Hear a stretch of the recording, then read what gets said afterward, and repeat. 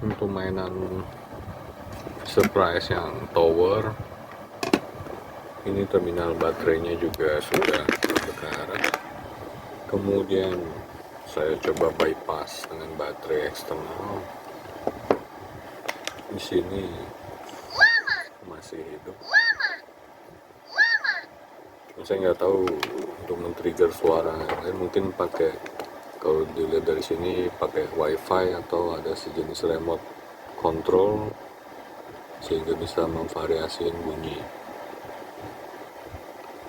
Kemudian saya jumpai switch on off nya ini agak macet ya, jadi goyang.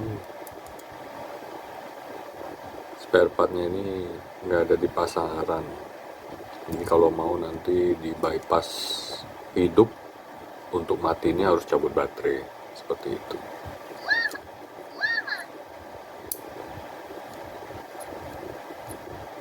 Ini kadang mau kadang enggak karena switch gesernya ini sudah goyang.